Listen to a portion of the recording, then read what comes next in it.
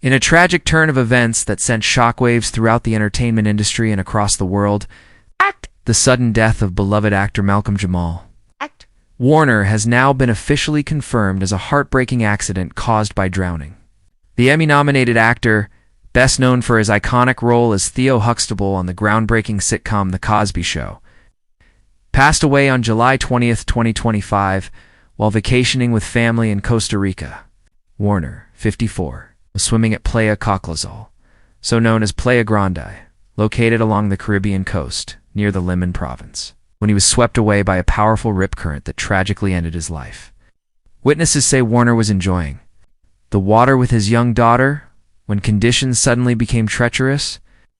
Despite posted warnings in both English and Spanish about dangerous undercurrents, the beach was unpatrolled by lifeguards that day due to a reallocation of resources.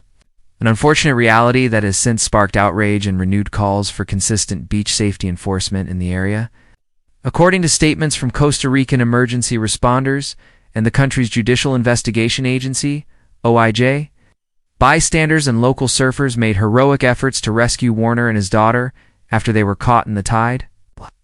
The child was successfully pulled to safety by a local surfer.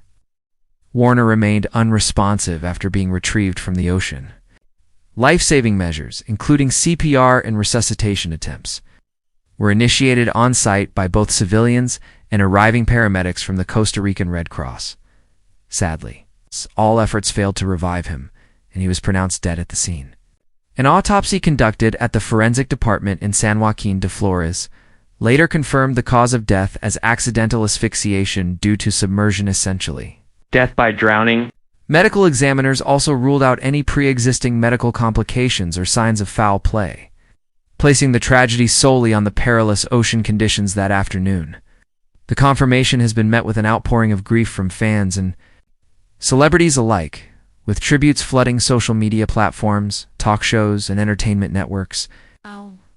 Tributes from longtime co-stars, fellow actors, and cultural figures such as Tracee Ellis Ross, Jennifer Hudson, Magic Johnson, Eddie Griffin, and Kelly Ripa reflect the profound loss felt by the artistic community. Kelly Ripa, tearful on air, recalled Warner being among the earliest guests on Liv's very first episode and described his presence as warm, wise, and magnetic. For many, Warner's death feels like the loss of a family member of faith, seen weekly in their living rooms, who helped redefine what television could look like for young black men and boys in America and beyond. Warner's portrayal of Theo Huxtable was more than a character, it was a cultural turning point. Through his sensitive, funny, and honest depiction of a teen navigating life under the roof of Cliff and Claire Huxtable, Warner helped dismantle harmful stereotypes and offered a vision of middle-class black excellence during a time when such representations were sorely lacking in mainstream media. Beyond The Cosby Show, Warner carved out a prolific and multifaceted career across television, film, music, and literature. He starred in the UPN comedy Malcolm and Eddie, voiced the producer in The Magic School Bus, and earned praise for dramatic roles in The Resident, read between the lines, in Suits. In 2015, he won a Grammy Award for Best Traditional R&B Performance, sharing the honor with Robert Glasper and Lala Hathaway for their hit Jesus Children. Warner also directed television episodes, published poetry, and launched a podcast titled Not All Hood just a year before his death, exploring narratives of black masculinity beyond tropes of trauma and violence. Privately, Warner was known to be a thoughtful, deeply spiritual man, committed to his family, and fiercely protective of his young daughter. His social media presence was minimal, intentionally saw, as he often stressed the importance of authentic living over curated digital personas. His final Instagram post, now flooded with tributes and broken hearts, read simply, "We are not promised tomorrow. Live full, love loud, laugh deep." In Costa Rica, where his life came to a close, officials have announced intentions to bolster beach safety by increasing signage, reactivating patrols, and initiating community-led response programs in Warner's memory. His passing has already begun sparking legislative discussions in both Costa Rica and in California, where he resided, regarding mandatory water safety warnings and international travel advisories. Meanwhile, Fans around the world have gathered to honor him. Candlelight vigils were held in New York, Los Angeles, Atlanta, and even Toronto. In Philadelphia, where The Cosby Show was set, a mural of Theo Huxtable has been commissioned in his honor. At the Television Academy, where Warner was once nominated for an Emmy, a black-draped portrait of the actor now stands in the atrium. The Warner family has requested privacy during this time of mourning, but has expressed deep gratitude for the love and support pouring in globally. A memorial service is expected in Los Angeles later this month, with reports suggesting a separate celebration of life may be held at Howard University, Warner's alma mater. He is survived by his wife, a poet and educator, and his only child. For those closest to him, the loss is immeasurable, but the legacy is eternal.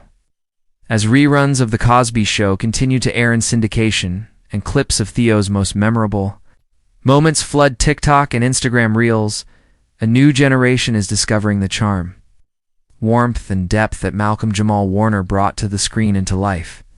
In an era defined by trends, where fame can be fleeting and character often compromised for attention, Warner's legacy feels like a rare and timeless gift. His portrayal of Theo Huxtable wasn't just acting, it was a reflection of authenticity. He took what could have been a typical sitcom son and transformed him into a symbol of growth, heart, and humor.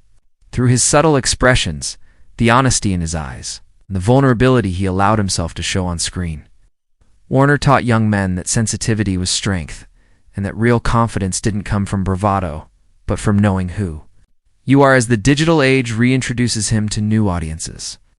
It's clear that his performances still resonate because they were never forced.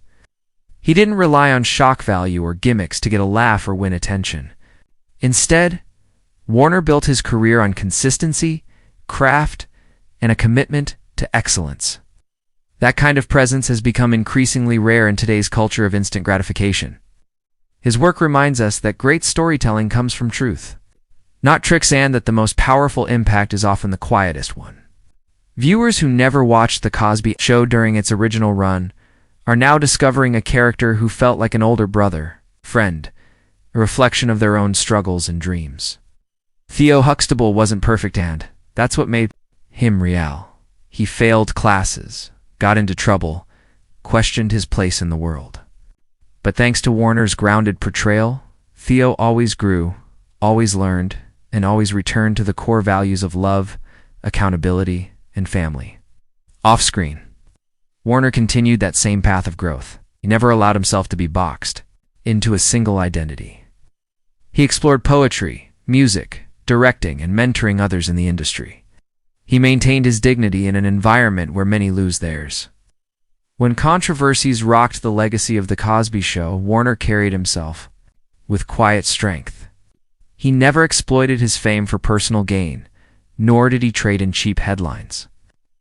Instead, he focused on meaningful artist-spoken word pieces, his jazz albums. His independent film work all reflected a man more interested in impact than ego. He didn't crave attention. He channeled it. He didn't seek applause. He earned respect. And now, as the world mourns, that respect only deepens.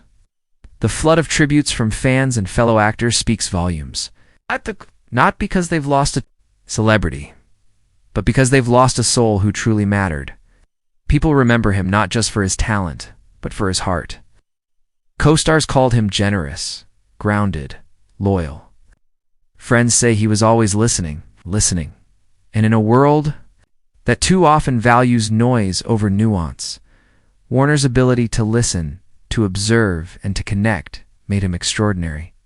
That quality carried into his podcast, Not All Hood, where he gave voice to underrepresented narratives and urged his listeners to rethink what it means to be a black man in America. Offered space for depth, for beauty, for truth, and his presence in that space will be missed more than words can express.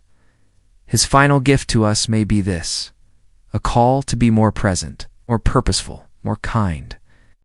To live each day as if it matters, because it does. To reach out to people while they're here, and not wait until the tribute. To value integrity over popularity. To build a life, not just a career. Malcolm-Jamal Warner's story isn't just about one man's rise in Hollywood. It's about the power of staying true to yourself in a world that constantly tempts you to be something else. It's about knowing when to speak and when to be still, when to lead and when to learn. And most of all, it's about understanding that even if you leave this world too soon, what you stood for can continue to ripple far beyond your time. So, as the sun sets on a life that ended far too early, it rises on a legacy that refuses to dim. His work, his wisdom, his spirit will continue to inspire every time someone rewatches Theo's grin, every time a spoken word verse hits just the right note, and every time someone dares to be honest in a world built on performance. That's the mark of a real artist. That's the legacy of Malcolm-Jamal Warner.